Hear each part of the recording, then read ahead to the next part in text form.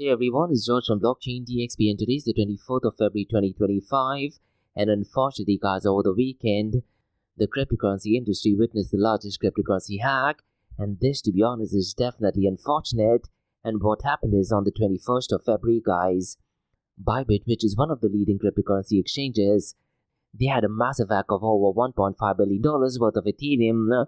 So we'll definitely take a deep dive into this. And what I'll do guys in today's episode, I'll go ahead and discuss what actually happened in that hack, and I'll try to give a detailed examination of the Bybit hacking incident and what role did the Lazarus group actually play in this.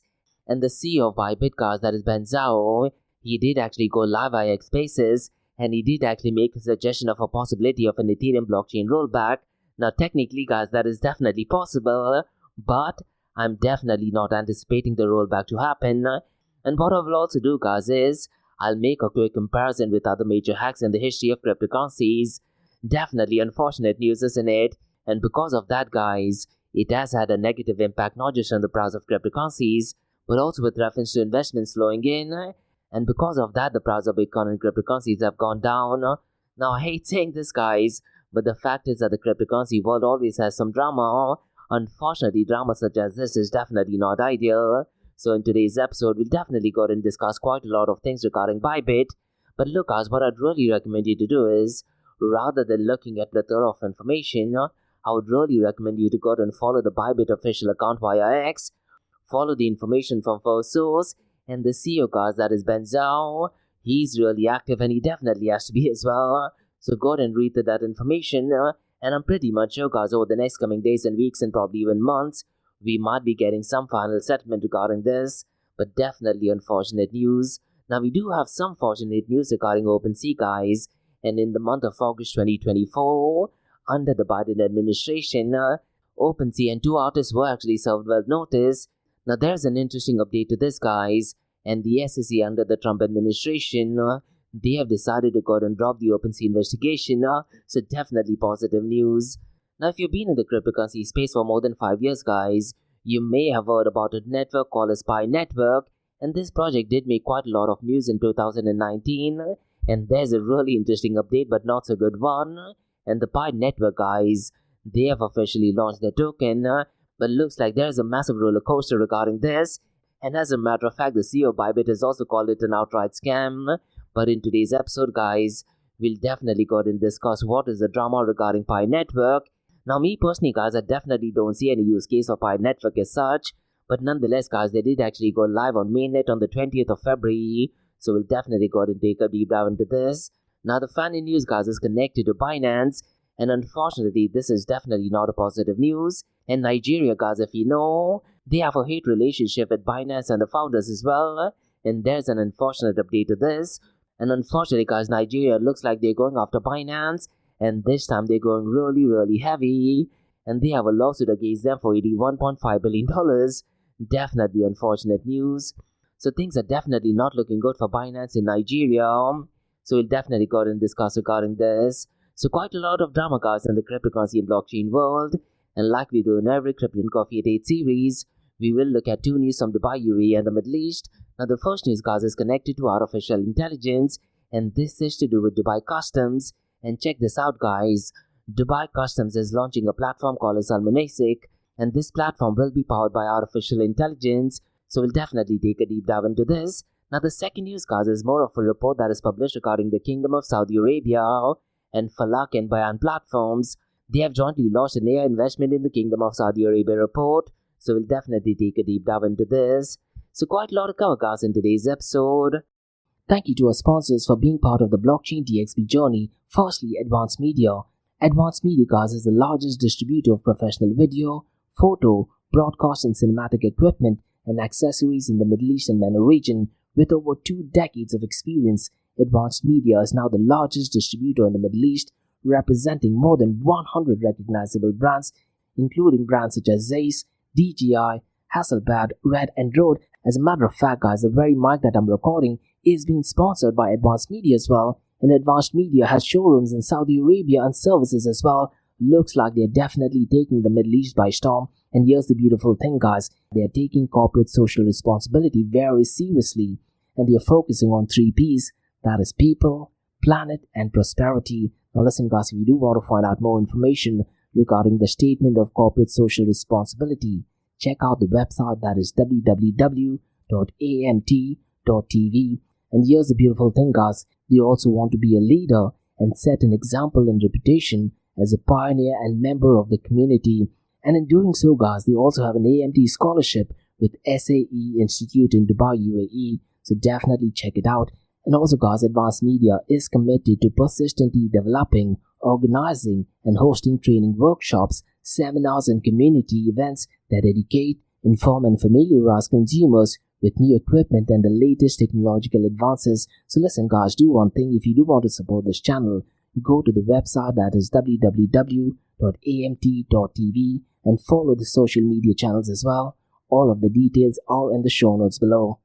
Next, Startup OI is global one-tech platform for tech. It offers global high-paying tech jobs with flexibility in working time and location, global free tech events, and tech networks to connect with global like-minded engineers. A brilliant platform to listen to the tech experts in Metaverse and to grab their insights. Now listen, all you have to do is download the app Startup OI. If you're using an Android version, go to Google Store and App Store for iOS devices. Alternatively, you can also click on the show notes below to download Startup OI. Next, guys, listen, if you're into fitness, if you're into adventure, if you want to do something wild but still want to keep your health in check, there is a new podcast in town, a podcast focusing on obstacle course race in the Middle East. The podcast is called the Race Pace Podcast. So check out the Race Pace Podcast across all leading platforms. And the Race Pace Podcast is a peer-to-peer community-driven podcast where they talk all about obstacle course race in the Middle East, from Sandstorm to Spartan Race, from Tough Mudder to Desert Warrior Challenge, and also the Government Gov Games, and quite a lot more. The podcast has interviews with athletes locally and internationally to get inside scoop on how athletes prepare for obstacle course race. In the podcast, they also talk about interesting stories on why they are motivated to do obstacle course race. And that's not all. They also plan to release 7 NFTs. And these NFTs are no ordinary. These NFTs will represent every emirate in the UAE. And listen guys, these NFTs are going to be absolutely massive. So do one thing, go to Spotify, go to iTunes, go to any leading podcasting platform. Check out the Race Pace Podcast across all leading platforms. And finally guys, not your keys, not your crypto. If you have dabbled with cryptocurrencies and now are seriously getting to protect your cryptocurrencies, there is no better way to protect it by using a hardware wallet. And this is where Ledger Wallet kicks in. And Ledger Wallets are hardware cryptocurrency wallets made by Ledger, a company headquartered in Paris, France. And Ledger's hardware wallets are multi-currency wallets that are used to store private keys for cryptocurrencies offline. And Ledger offers 2 hardware wallets, the Ledger Nano and Ledger Nano X wallets. They are world-class experts with extensive crypto security backgrounds. They continuously look for vulnerabilities in Ledger products in a constant effort to improve the level of security. Now, in today's world, securing these digital assets is a critical challenge, and this is where Ledger kicks in. So click the link below to buy your hardware wallet and support this podcast. It is a brilliant way to support this podcast. So what are you waiting for? The link is in the show notes below. Now guys, since you've taken care of that, let's kickstart by looking at the global cryptocurrency market. Now, because of the unfortunate drama regarding Bybit, guys, the numbers are definitely not looking good. And if you look at the global cryptocurrency market, it is at $3.17 trillion. And that thing being said, guys, if you look at the market sentiment is fear, and the number associated is 40. Now, wouldn't be surprised, guys, over the next coming days and weeks, the prices of Bitcoin and cryptocurrencies may be impacted negatively. And who's to say, guys, if you do have any other unfortunate news in the cryptocurrency world, there is a very high possibility that the prices of Bitcoin and cryptocurrencies could be going down even further. Because look, because of this drama and Bybit, guys, a lot of the existing customers, they are going ahead and withdrawing their funds. And this is something similar to what happens during a bank run, isn't it?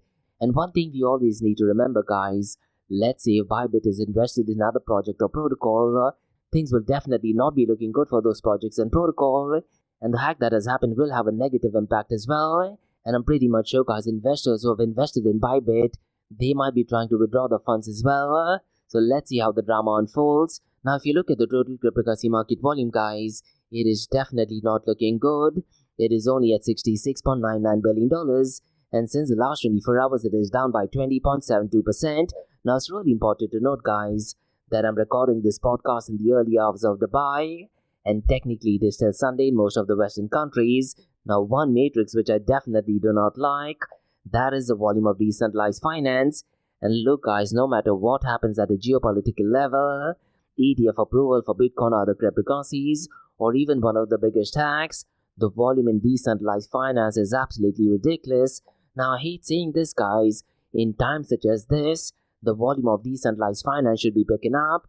Cause look, the whole idea regarding decentralization or distributed network is because it becomes next to impossible for hackers to go out and attack the protocol, isn't it? Unfortunately, guys, the numbers are definitely not reflecting that. And if you look at the volume of decentralized finance, it is only at $5.95 billion. And DeFi, guys, or decentralized finance as of today, is accounting for only 8.88% of the total crypto market 24-hour volume. And if you look at the total value locked, it is only at $111.02 billion. Now Lido is still dominating so far as total value locked is concerned, and it is at $26.49 billion. And one matrix, guys, which I'm definitely not liking over the weekend, that is the decentralized to centralized exchange dominance. Rather than it actually pumping up, unfortunately decentralized to centralized exchange percentage has gone down, and today it is at 28.86%. And another matrix, guys, which I'm definitely not liking, that is the volume of decentralized exchanges. And as I just mentioned earlier, guys, in times such as this, people should not be having faith in centralized entity, and that should be the time where decentralized exchanges or distributed protocol volume should be picking up pace. Unfortunately, guys, over the weekend the volume has actually gone down, and Uniswap's volume is at $1.80 billion, and Uniswap today is at number 1. At number 2 is PancakeSwap, and its 24-hour volume is $1.63 billion. Radium, guys, is at number 3, and its 24-hour volume is $616.69 million. Aerodrome is at number 4, and its 24-hour volume is $547.91 million. Now at number 5, guys, is a new exchange called as Fluid, and its 24-hour volume is $406.16 million. Now look, guys, if the prices are going down, one matrix we definitely need to keep an eye on, that is the volume of stable coins. And unfortunately, guys, the volume of stable coins is definitely not looking good at all. And the volume of all stable coins now is at $62.26 billion. And stable coins, guys, as of today, is accounting for 92.93% of the total crypto market 24-hour volume. Now look, guys, I've been saying this over and over again. When you talk about stable coins, stablecoin issuers are literally replacing the role of a bank. And that, to be honest, guys, when you talk about in the world of peer-to-peer electronic cash system, definitely is not ideal. But in cases of hacks and attacks, there is a positive side to it as well. Because the USDT has frozen a lot of accounts that was connected to this hack. So one way, if you look at it, guys, you can clearly state that a centralized entity can go ahead and prevent or freeze these accounts. So keeping that thing in mind, stablecoins definitely has some positive things as well. Now if you look at the volume of stablecoins, it is no surprise that the USDT is leading the pack, and its 24-hour volume is at $52.58 billion. Circle USDC, guys, is at number 2, and its 24-hour volume is $5.17 billion. The third one is FDUSD, guys, and its 24-hour volume is at $3.81 billion. Now look, guys, in situations such as this, ideally speaking, the volume of stablecoins should have pumped up, because this would actually mean that people are not converting their cryptocurrencies onto fiat currencies, and that would actually mean, guys, over the next coming days and weeks, there would have been a very high possibility that the price of Bitcoin would cross the $100,000 mark once again. Unfortunately, guys, the numbers are definitely not reflecting that, so it's going to be really interesting to see, guys, what happens over the next coming days and weeks. And with the FOMC meeting coming up in the next 14 to 15 days, it's going to be really interesting to see what the month of March is for the price of Bitcoin and cryptocurrencies. Now going back to the volume of stablecoins, guys, Tether USDT is at number 1, and its 24-hour volume is $52.58 billion. Circle USDC is at number 2, and its 24-hour volume is $5.17 billion. FDUSD, guys, is at number 3, and its 24-hour volume is at $3.81 billion. Now let's quickly run to the market cap, 24-hour trading volume and dominance between Bitcoin and Ethereum. Now Bitcoin's dominance, guys, has marginally gone down, and today it is at 59.87%, which just means, guys, since the last 72 hours, a lot of the volume of altcoins has been pumping up, and because the hack is connected to Ethereum, guys, Ethereum's dominance is muchly bumped up and it is at 10.60%. Now if you look at the 24-hour trading volume, guys, it is one of the rare days where the volume of Ethereum is significantly higher than that of Bitcoin, and we know the reason why that has happened. It is only because of the unfortunate hack. Now the good thing, guys, is that the 24-hour volume of Ethereum is ridiculously low and it is only at $19.01 billion, whereas Bitcoin's 24-hour volume is at $16.04 billion. Now if you look at the market cap of Bitcoin, guys, it is well below the $2 trillion mark. It is only at $1.88 trillion, whereas Ethereum's market cap is at $337 billion. Now in the blockchain DXB script and coffee a day series, guys, every day I tend to look at one new matrix, and in today's episode what I want to do is I want to look at the top gaming tokens by market capitalization, and Immutable X, guys, is at number 1 and its market cap is at $1.22 billion. Floki, guys, which definitely made quite a lot of news in 2021 and 2022, it is at number 2, but its market cap is well below the $1 billion mark. It is at $897 million. So far Sandbox is concerned, guys, they were supposed to be the future of Metaverse protocol. Unfortunately, guys, its market cap is well below the $1 billion mark. It is only at $855 million. Gala is at number 4 and its market cap is at $822 million. At number 5 is Ronin and its market cap is at $734 million. Now before we go ahead and take a deep dive into what did actually take place regarding the Bybit hack, guys, let's go ahead and look at the king of all kings, that is Bitcoin. And the price of Bitcoin is at $95,783. And unfortunately, guys, since the last 24 hours, it is actually down by 0.79%. And since the last 7 days, it is down by 1.14%. Ethereum, guys, surprisingly is not doing that bad. The price of Ethereum is at $2,801. And since the last 24 hours, it is up by 1.19%. But since the last 7 days, it is up by 4.89%. Ripple XRP, guys, was definitely doing a lot better on Thursday. And I was actually anticipating that the price of Ripple XRP might actually cross the $3 mark. But because of the hack, guys, things are definitely not looking good, not just for Bybit, but also for the global cryptocurrency world. And the price of XRP is down to $2.55. And since the last 24 hours, it is down by 0.83%. And check this out, guys. Since the last 7 days, it is down by 6.93%. Now look, guys, unfortunately what happened in the cryptocurrency world is definitely a big red flag. And what happened is on 21st of February, guys, Bybit was hacked, losing about $1.5 billion worth of Ethereum. Now at this point of time, guys, this is the biggest cryptocurrency theft ever recorded, and it has surpassed previous hacks like those on Ronin Network and Poly Network as well. So what I want to do, guys, in today's episode, I want to go ahead and break down what this hack is all about. But look, guys, there is a very high possibility over the next coming days and weeks we might be getting more information and new updates regarding this. And what I'd really recommend you to do is, guys, go ahead and follow Benzu via Twitter or X, and also go ahead and follow Bybit's account. Now let's go ahead and discuss what did actually take place. So what happened, guys, on the 21st of February 2025, Bybit, which is a major cryptocurrency exchange, they were hacked and they lost about $1.5 billion worth of Ethereum. Now the hackers, guys, they used a sophisticated method and they tricked Bybit's system by showing a fake transaction interface, and this, guys, allowed them to steal from a secure cold wallet. Now regarding the hacker, guys, the suspected hackers from the Lazarus group, which is linked to North Korea, and this group, guys, as we know, is known for targeting financial systems, and they do have a history of major cyber attacks, including the 2014 Sony Pictures hack, and that did create quite a lot of buzz in the Hollywood world. Now look, guys, regarding this hack, experts like Arkham Intelligence and ZachXBT connected this hack to the Lazarus group, and they did that using the blockchain data, and what they're claiming that this is linked to a state-sponsored cybercrime. So it's going to be really interesting to see, guys, if other governments do actually get involved in this. And Bybit CEO, that is Benzu, guys, did actually put out a statement stating that the exchange is still solvent and they are in a position to cover the losses, and this is kind of ensuring that customer assets are safe, and they're also working with authorities to investigate and recover the funds, and they are highlighting ongoing security challenges in the cryptocurrency world. And what Benzu and Bybit have done, guys, regarding the liquidity, they have gone ahead and put out a link. It is more of an API that you can actually use, and you can actually check the liquidation real time. And that, to be honest, to a certain extent does give some kind of safety and peace of mind. But look guys, regarding this particular hack, according to the post by Bybit CEO, that is Benzu guys, that attack, as I mentioned earlier, involved a mass transaction technique that actually deceived wallet signers. And this is the official news by the CEO, that is Benzu guys.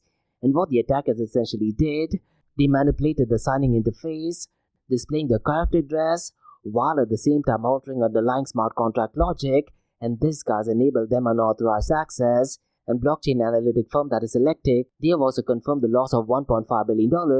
And right now guys, there are numerous such reports that is being published. Bloomberg has got it and published a detailed report regarding this.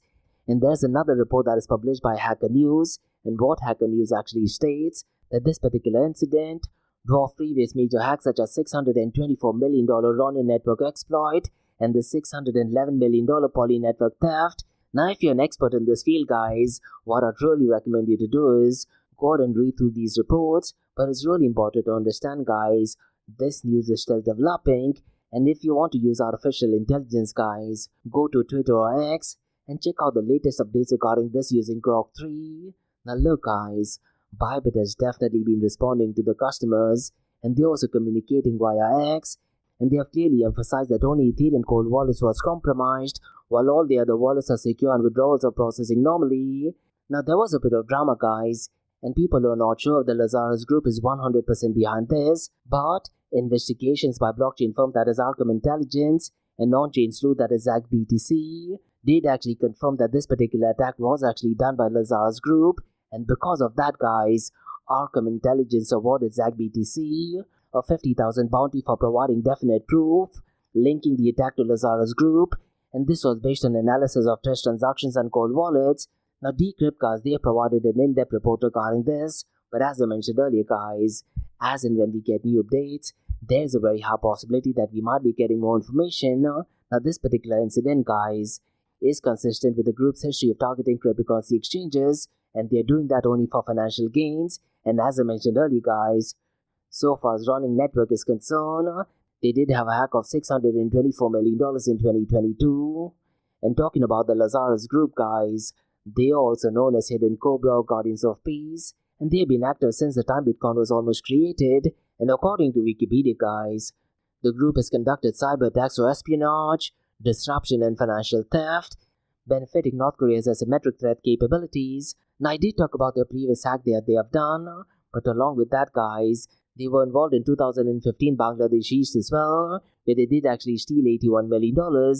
And along with that, in 2017 guys, they were involved in a ransomware attack called as WannaCry as well. Now look guys, regarding Lazarus group in the past, the Federal Bureau of Investigation or FBI has also linked them to recent cryptocurrency thefts, such as the $41 million from stake.com, which I believe did actually take place over 2 years ago.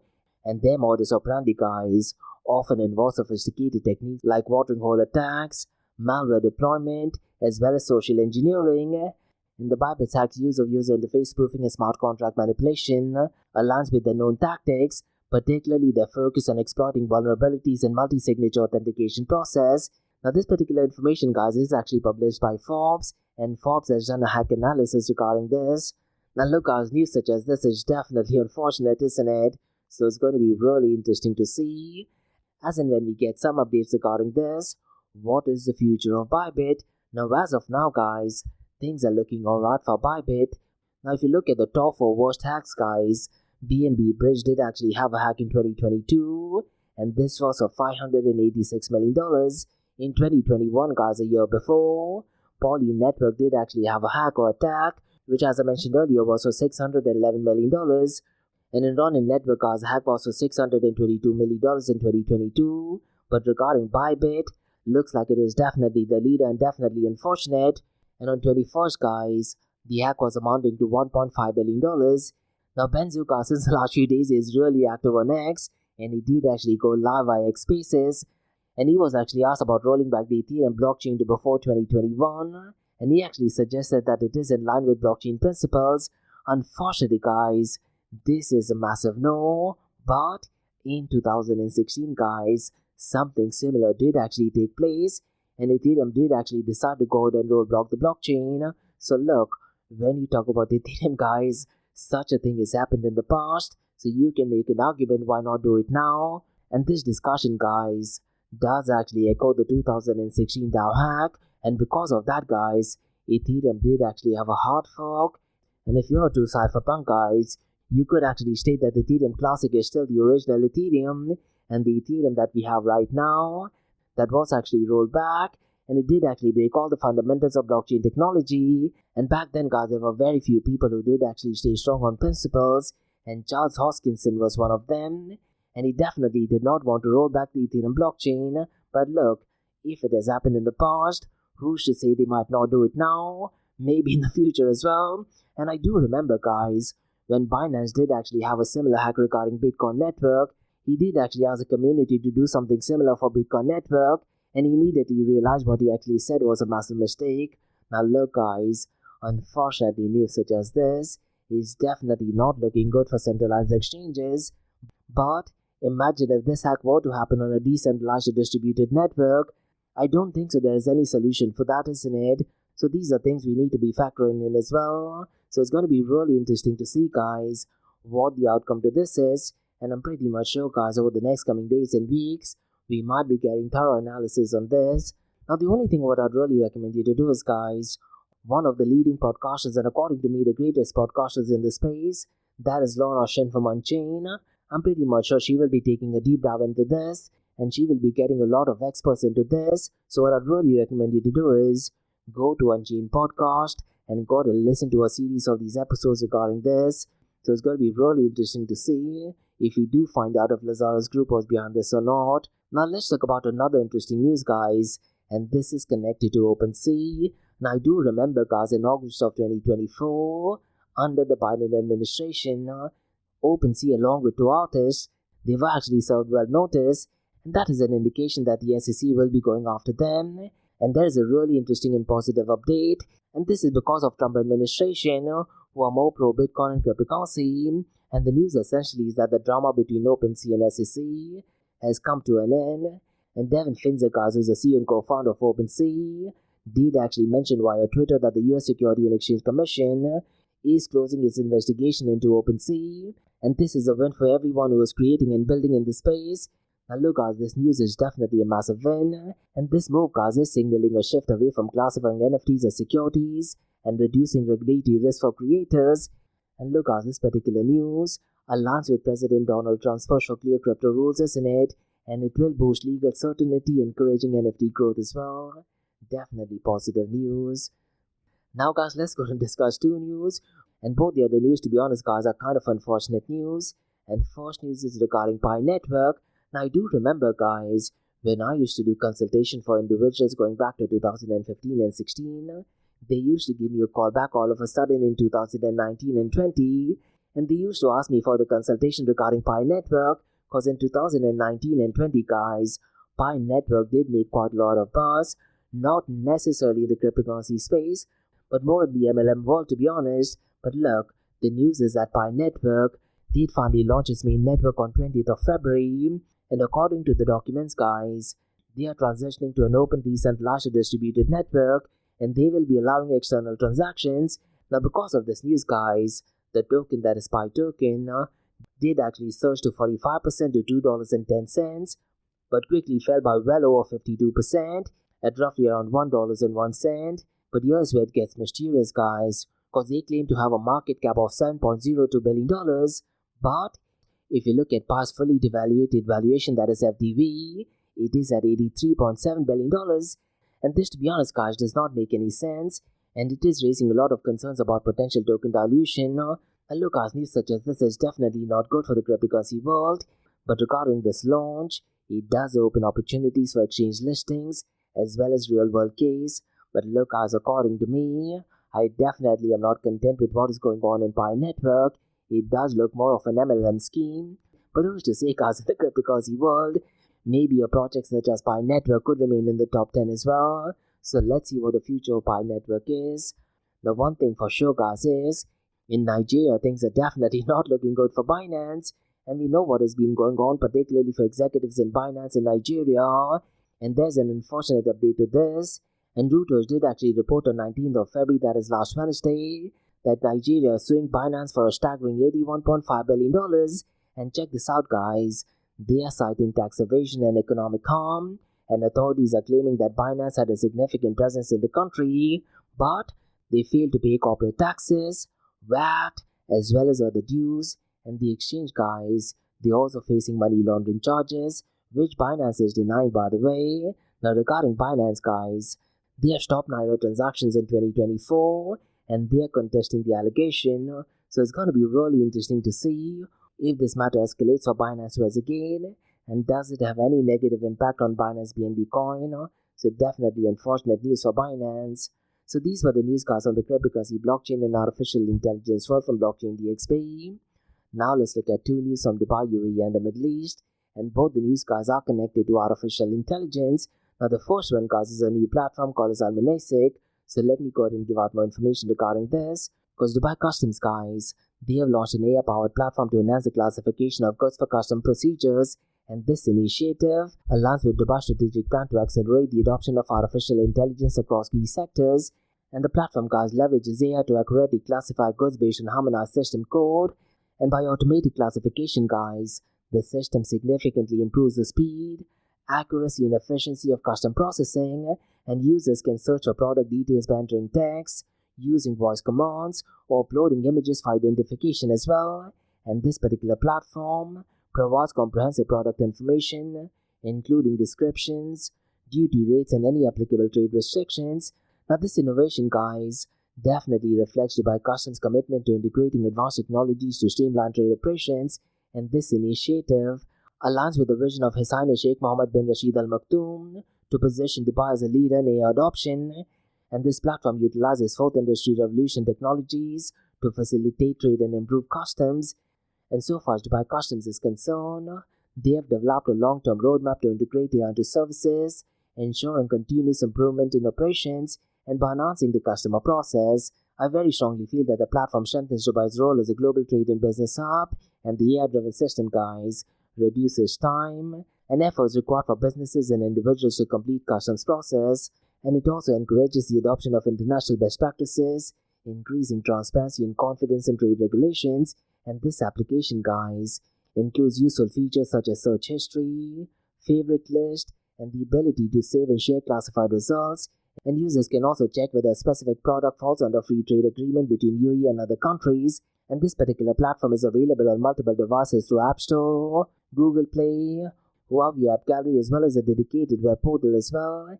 And this particular platform, guys, that is Almanasic, is part of Dubai's digital transformation, and this system modernizes government services and enhances operational efficiency. And by leveraging AI technology, Dubai Customs reinforces the city's status as a global leader in trade innovation and digital solutions as well. Definitely positive news. Now, guys, let's go and discuss another positive news, and this is all the way from the Kingdom of Saudi Arabia. And Falak Investment Hub and buyout platform, guys, they have launched a new report titled Venture Investing in Artificial Intelligence, and it is a roadmap for investors and entrepreneurs in Saudi Arabia. So what I'd really recommend you to do is, guys, this particular news is published in a website called as wamda.com, and in that website, guys, you can go and read through the entire report as well. And the report explores the role of artificial intelligence in economic growth, investment opportunities, and regulatory frameworks in Saudi Arabia. And it also highlights emerging AI investment trends, key challenges, and strategies for mitigating risk. And the collaboration between FAIC and Bayan, guys, aims to provide data-driven insights to support AI-focused investors and entrepreneurs. And AI is a key driver for Saudi Arabia's digital transformation, with significant investment potential in various sectors, isn't it? And the report also outlines AI's impact on industries such as healthcare, finance, energy, and cybersecurity as well. And look, so far Saudi Arabia Vision 2030 is concerned, it is definitely going to play a crucial role in promoting AI development and investment. And global and national AI initiatives, guys, are also analyzed in the report, including those led by Saudi Data for Artificial Intelligence and other government agencies. And the study, guys, identifies challenges such as high AI implementation cost, ethical concerns, and regulatory uncertainties as well. And the report also touches base on key global efforts to regulate artificial intelligence, such as European Union's AI Act, and in the United States of America right now, guys, AI governance strategies are discussed as well. Now look, so far Saudi Arabia is concerned, They have launched initiatives like National Strategy for Data and AI, which is also called as NSDAI. And the reason they want to do that is because they want to strengthen the AI ecosystem. Now, the report card also provides a benchmark comparison of AI investment landscape in US, China, South Korea, and Saudi Arabia as well. So please feel free to go ahead and download this report, guys. Now look, the report clearly states that the United States of America under the Trump administration is leading its AI venture capital, and so far Saudi Arabia is concerned, it is rapidly growing with government-backed initiative. Now regarding South Korea and China, guys, they do have robust AI ecosystem, and they do have strong government support for research and development as well. And the report, guys, also highlights the importance of fostering AI talent and investing in AI education and research, and there is a case studies as well. And the case studies talks about successful AI adoption in global corporations such as MasterCard and Mayo Clinic, and the report also touches base on AI-driven cybersecurity, healthcare diagnostics, and financial fraud prevention is also identified as key growth areas. Now look, guys, based on my understanding, the Saudi government is actively promoting AI adoption in SMEs as well as large enterprises, and they're doing that with funding and policy support. So far as artificial intelligence is concerned, guys, you definitely need to keep a track on what is going on in the Kingdom of Saudi Arabia. Now regarding this report, guys, it does outline the need for AI investment policies that ensure transparency, security, and regulatory compliance. And so far Saudi Arabia is concerned, it is definitely positioning itself as a global AI hub, attracting investors with a favorable business environment. And the report also touches base on emerging AI startups in Saudi Arabia, such as Nibble, as well as Ohio, and looks like they are driving innovation in AI applications. And the report, guys, provides guidelines for investors, including market analysis, regulatory considerations, and risk assessment. And so far as AI investment in Saudi Arabia is concerned, it is projected to reach $135.2 billion by 2030, and AI will be contributing to 12.4% to GDP. And the report, guys, does actually conclude that AI will play a transformative role in shaping Saudi Arabia's economy and global competitiveness. Definitely interesting report. And as I mentioned earlier, guys, go to the website that is wamda.com, and you can actually go ahead and download the entire report. And the website is spelled as W for water, A for alpha, M for mother, D for David, A for alpha.com. So these were the newscasts on the Bitcoin, cryptocurrency, blockchain, and artificial intelligence world from Blockchain DXB. In case if you like listening to this podcast, please click on the follow button, give it a 5-star rating, and share the word across. Now for the next few minutes is going to be an Ask Me Anything series, where your listeners can ask any questions regarding Bitcoin, blockchain, beyond blockchain, cryptocurrencies, NFTs, DeFi, and Metaverse. So let's get started with the Ask Me Anything series.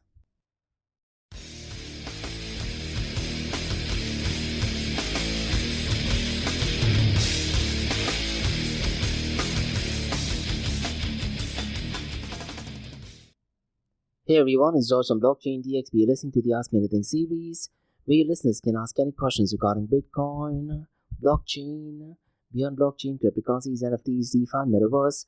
I have a question by Roshan who asks, is Ethereum at a risk of losing credibility if a rollback is considered, or is it necessary to recover funds? Now look, this is just an idea, Roshan, that is thrown out by Benzu. The chances for this thing to happen is pretty much none in my honest opinion. Now, the only reason why this particular rollback did actually happen in 2016 is because it was in earlier stages, and at that point of time, the whole narrative was, let's say if we do not go ahead and have a rollback, we are letting the attackers take away all the funds. And that time, people did not know much about cryptocurrencies and blockchain technology and such, and the entire community back then thought, maybe it is better to go ahead and do a rollback, because if you don't go ahead and do a rollback, the investors will be losing a lot of money, and they might actually swerve away from the whole narrative regarding cryptocurrencies and blockchain technology. So look, Roshan, a potential Ethereum rollback now will undoubtedly spark intense debate, not just because of the amount, but because everyone knows right now what Ethereum is, isn't it? So very strongly feel that a rollback will definitely hurt Ethereum's capability, because look, one of the core principles of Ethereum is immutability.